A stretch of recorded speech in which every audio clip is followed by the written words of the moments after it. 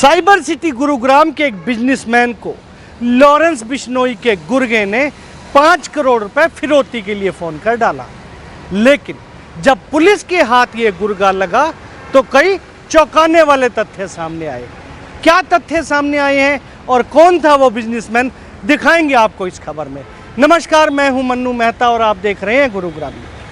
Cyber city Gurugram के sector 10 के रहने वाले एक बिजनेसमैन को एक फ़ोन जाता है कि वो लॉरेंस बिश्नोई गैंग से बोल रहा है और यदि उसे अपनी जान की परवाह है तो वो 5 करोड़ रुपए उसके हवाले कर दे। बिजनेसमैन उस फ़ोन कॉल और वॉइस मैसेज से घबरा जाता है और तुरंत ही इसकी सूचना पुलिस को देता है।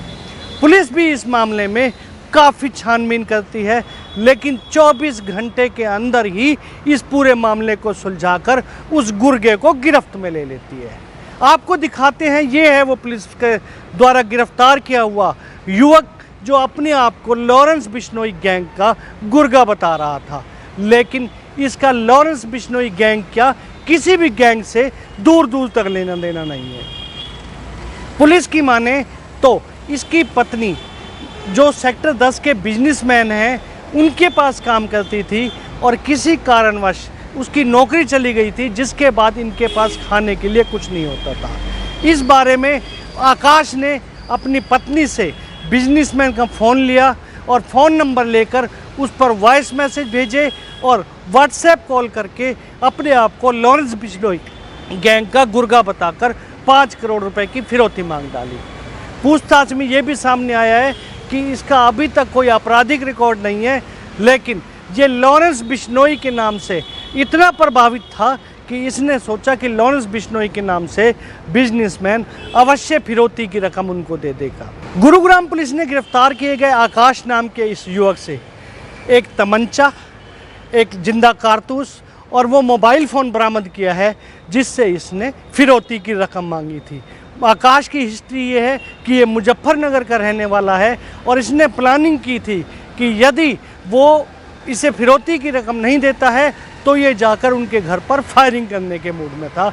लेकिन उससे पहले ही गुरुग्राम पुलिस द्वारा की गई इन्वेस्टिगेशन में ये पुलिस के हत्थे चढ़ गए। ये दिनांक 13/6/2022 को सेक्टर 10 पुलिस स्टेशन के इलाके के एक व्यापारी से फ़ोन पे वॉइस नोट भेज के और व्हाट्सएप कॉल करके और उससे 5 करोड़ रुपए की फिरौती मांगी गई थी और उसको ये कहा गया कि भाई हम लॉरेंस बिश्नोई गैंग से बोल रहे हैं और अगर आप फिरौती नहीं दोगे तो आपको आपकी जान गंवानी पड़ सकती है। इस तरह की चीज़ डरा के और फिरौती मांगने का उन्होंने ये काम किया, जिसके आधार पे हमने सेक्टर 10 पुलिस स्टेशन में उनकी शिकायत के आधार पे केस रजिस्टर करके और इन्वेस्टिगेशन शुरू की गई और 24 घंटे के अंदर ही हमारी क्राइम टीम 31 के इंचार्ज इंस्पेक्टर आनंद के नेतृत्व में टीम ने काम करते हुए उस धमकी देने वाला जो शख्स है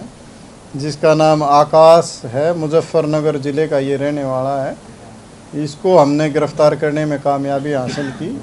पूछताछ पे ये पता चला कि इसकी पहले ये एक प्राइवेट कंपनी में काम करता था, वो नौकरी छूट गई और इसकी मिसेज ये जो व्यापारी जिसको धमकी दी गई थी इसकी कंपनी में पहले काम करती थी। तो इनको इस बात का अंदाज़ा था कि यहाँ से हमें पैसे मिल सकते हैं, तो इसलिए इन्होंने इस तरह की वारदात को अंजाम दिया।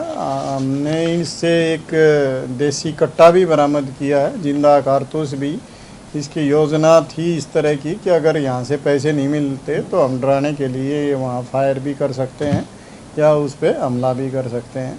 तो इस तरह की घटना की तैयारी इसने इसलिए की कि इसको ये लगा कि लॉरेंस के नाम से मैं अपने इस तरह की कॉल भेज के और ये काम करने में सफल रहूँगा और मुझे पैसे मिल जाएंगे। तो ये अकेला था या इसने किसी और को भी साजिश में साथ शामिल किया था? कहाँ से ये कपड़ा लेके आया या पहले कोई इसका क्रिमिनल बैकग्राउंड है?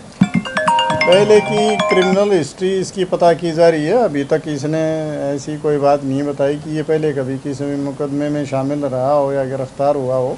फिर भी हम अपने लेवल पे उसकी जांच कर रहे हैं और उसके बाद जैसी हमारे पास इन्फॉर्मेशन आएगी आपसे शेयर करें। सर, प्लानिंग कैसे बनाई, कैसे उस शख्स को टारगेट किया? मैंने बताया शख्स को इसलिए टारगेट किया कि इसकी घरवाली वहाँ उस व्यापारी के यहाँ पहले नौकरी करती थी, तो जब उसकी पत्नी नौकरी करती थी तो इसको भी इस बात का अंदाज़ा था कि वहाँ एक तो वहाँ से मोबाइल नंबर इजीली मिल गया उनको, और इसको ये अंदाज़ा था कि यहाँ से इस तरह से अगर मैं धमकी दूंगा तो पैसे मिल जाएंगे। सर लॉरेंस बिश्नोई का ही नाम क्यों इसने इस्तेमाल किया? वो इसलिए कि आजकल अखबार और न्यूज़ चैनल पे उसका नाम काफ़ी प्रचारित हो रहा है, तो इसलिए इसने उसका नाम लेने के और प्रेशर बढ़ाने के लिए इस तरह की चीज़ें की। लेकिन ये भी अभी हम जांच का विषय है कि उसमें और भी कोई इन्वॉल्वमेंट किसी की होगी तो उसके खिलाफ भी हम कार्रवाई कर रहे हैं। लॉरेंस बिश्नोई के नाम से फिरौती मांगने का ये कोई पहला मामला नहीं है, बल्कि इससे पहले भी फरूख नगर के एक छात्र ने लॉरेंस बिश्नोई का नाम इस्तेमाल करके स्कूल संचालक को धमकी दी थी। तो ऐसे में आज जो क्रिमिनल हैं वो लॉरेंस बिश्नोई का नाम यूज करके कहीं ना कहीं किसी को धमकाने का प्रयास कर रहे हैं। ऐसे में हमारी आपको यही सलाह है कि यदि आपके पास भी इस तरह की कोई फ़ोन कॉल आती है तो तुरंत ही आपकी इसकी सूचना पुलिस को दें, ताकि इस तरह के फ़ोन कॉल करने वाले पुलिस के हत्थे चढ़ सके। इस खबर के बारे में आप अपनी राय हमें कमेंट करके अवश्य दीजिएगा, और इस खबर को ज़्यादा से ज़्यादा शेयर भी कीजिएगा, ताकि ज़्यादा से ज़्यादा लोगों तक सही जानकारी सही समय तक पहुंच सके। नमस्कार।